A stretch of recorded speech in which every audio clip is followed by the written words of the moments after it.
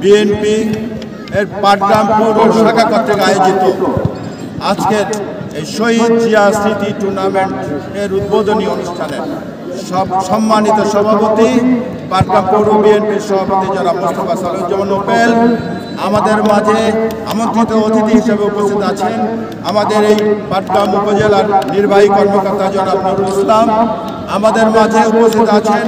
পাটগ্রাম উপজেলা বিএনপির সিনিয়র নেতৃবৃন্দ, পাটগ্রাম পৌর বিএনপির নেতৃবৃন্দ, বিভিন্ন ইউনিয়ন থেকে আগত নেতৃবৃন্দ, আমাদের মাঝে আরও উপস্থিত আছেন বাংলাদেশের জামায়াতে ইসলামী নেতৃবৃন্দ, সম্মানিত দর্শকরা, সবার প্রতি আমার সালাম রইল, আসসালামু আলাইকুম।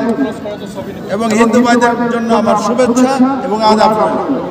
আজকের এই টুর্নামেন্টের নাম হলো শহীদ জিয়া স্মৃতি ফুটবল টুর্নামেন্ট।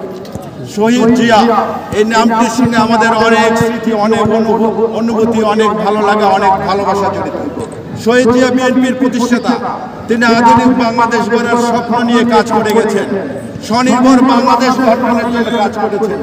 এই বাংলাদেশের প্রতিটি ক্ষেত্রে তার অবদান রয়েছে। যেমনি করে উনি কৃষকদের জন্য কাজ করেছেন, তেমনি করে উনি এদেশের শ্রমিকদের জন্য কাজ করেছেন যারা ক্রিয়ামোদী তাদের জন্য। আমরা আজও মনে করতে পারি যে শহীদ জিয়ার সময়ে বাংলাদেশে 3 বারের চ্যাম্পিয়ন মোহাম্মদ আলী বাংলাদেশে আসেন এবং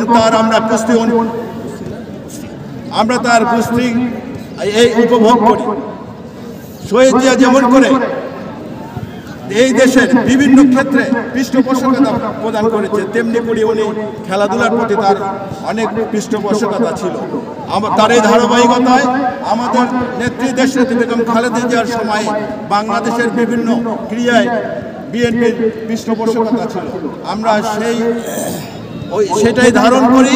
আগামীর বাংলাদেশ গঠনের জন্য আমাদের নেতা তারেক রহমান সাহেব যে কর্মসূচি 31 দফা কর্মসূচি ঘোষণা করেছে, তাতে করে আমাদের যুব সমাজের বিভিন্ন রকম সামাজিক অপরাধ থেকে দূরে রাখার জন্য তাদেরকে শিক্ষামুখী এবং তাদের প্রয়োজনীয় শিক্ষা গ্রহণ সহ এবং খেলাধুলা ইত্যাদিতে মনোনিবেশ করার জন্য এখানে 31 দফার মধ্যে কর্মসূচি ঘোষণা করা আছে।